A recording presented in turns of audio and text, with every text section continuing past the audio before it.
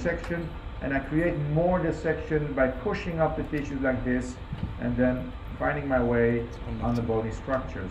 Now the next step I'm going to do is push the tissues over my cannula, in the direction of my cannula, and then try to find my way under the musculature. It might be some small discomfort first, turning all the way like this, and then I have a little click like this, and I'm there.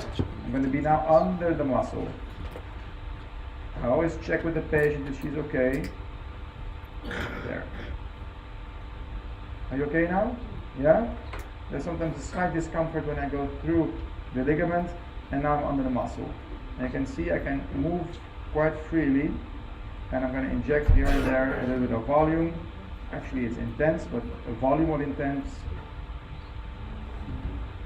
And then I'm going to massage it out. Sorry.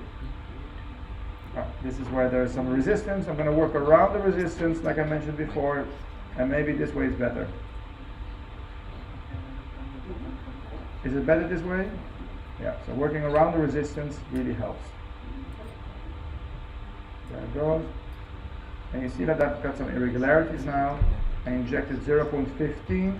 She doesn't need a lot, but I have a wet gauze, and I'm going to massage it out, usually in upwards direction, or anywhere in any direction. I need a volume, but not too much towards the opening, because towards the opening, and I will massage my volume out.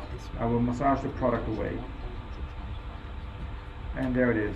Done. Easy, simple, 2-minute procedure. I will do the other side the same way to show it to you. I turn towards the other side. I already injected anesthesia. I will clean it a bit again. I will change my gauze. Make a small entry point. There it goes. And like I did before, I will compress the tissues together, make some extra dissection so that I can better maneuver myself through the different layers, because it's essential to be on the right depth to start before I push the tissues under my against my cannula. So I'm going to maneuver myself in the deepest layer, test if I'm on the right layer. On the right layer, I feel the bony structures in the deep, and then I'm going to find a way to go there. Exactly, there I am, without encountering resistance too much. I want her to be comfortable, so I work around the resistance. Are you okay? Yeah. Perfect. Now there I am underneath the muscle. You see, if I try to pull up my cannula, it doesn't work too well. I'm going to inject. I'm going to inject the same amount, around 0.15. There it goes. And there it goes. And then I'm going to massage it out. I'm going to give back the syringe. I've got my wet gauze, and always massage with a wet gauze, guys. This is a really nice trick. Use it as well. Use an alcohol gauze to massage the filler. It will always, somehow, the fact that you have this wet gauze, this alcohol gauze, helps massaging in a better, easier way. There it goes. Almost smooth.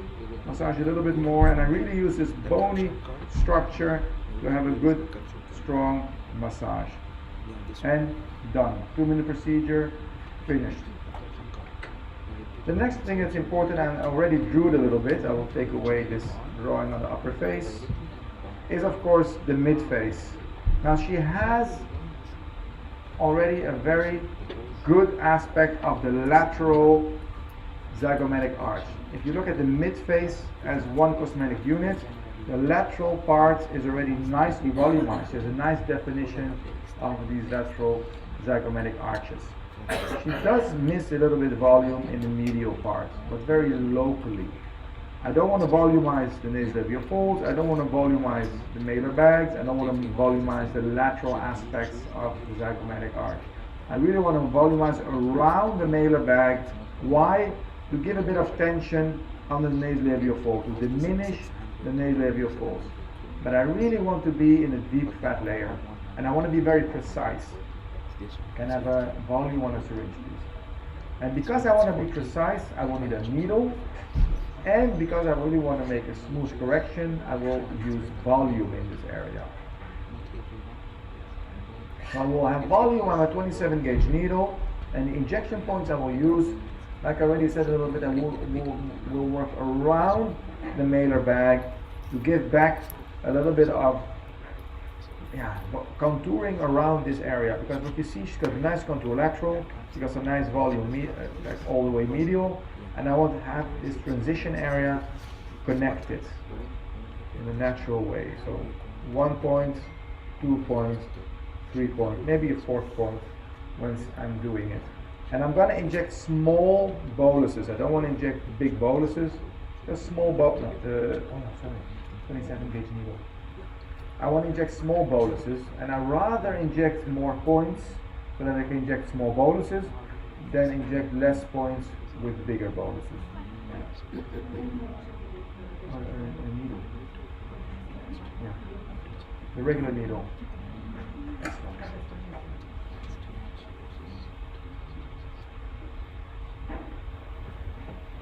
Perfect. Now what's important when I'm injecting with the needle, can you look up a little bit? I want that way, to the right, to the left actually.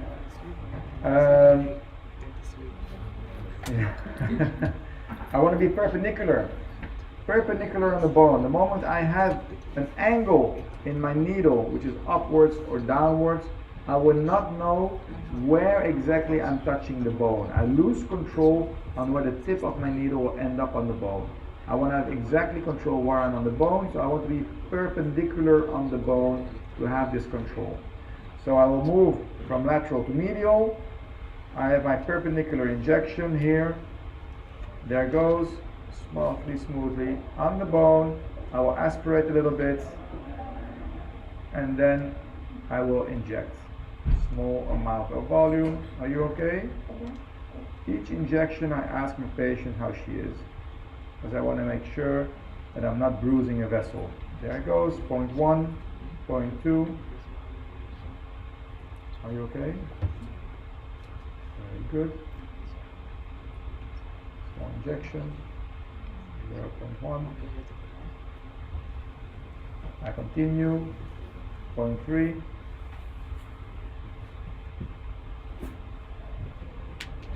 I aspirate, there it goes. Very precise,